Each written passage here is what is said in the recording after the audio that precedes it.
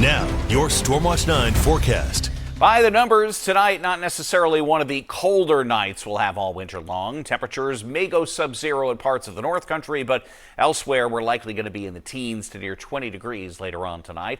Part of that, the fact that we'll have some clouds continuing to thicken up, and that will kind of act like a blanket a bit and kind of eliminate any sort of radiational cooling where the heat of the day goes right up into space with clear skies. So that sets up a little bit of a milder night out there for us, but at the same time, it's still well below 32, and that means that the next system that continues to wander in our direction could kick off a couple of light snow showers later tonight or first thing tomorrow morning.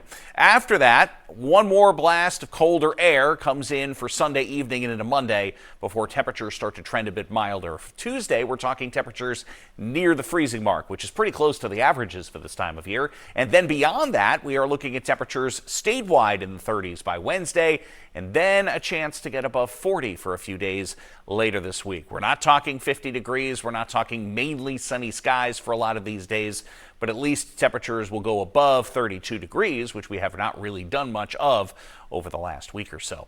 You'll notice the clouds continuing to stretch their way in from the west. Again, what we have back to the west right now is a lot worse than it actually is going to be by the time it arrives here. Some of this is in the form of lake effect snow. It just has a kind of an embedded system that will try to drag across the state later tonight and into tomorrow morning.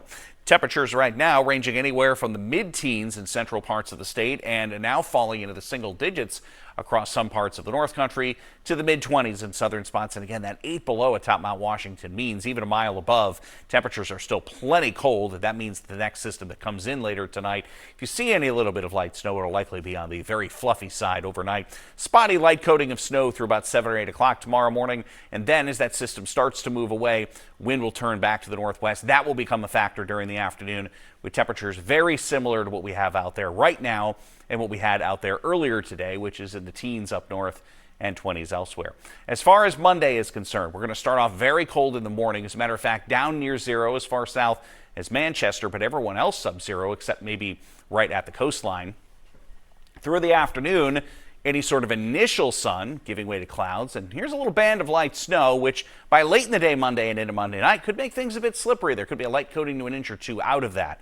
And this is the pattern we're headed into, which seems like an every other day situation.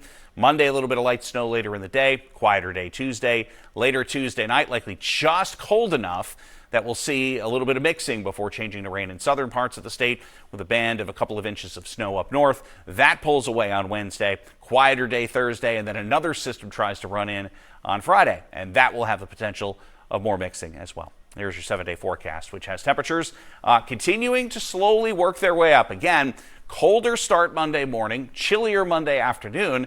Then each of the next several days will likely be milder than the day before. It is not only the afternoon highs, it's also the early morning lows as well.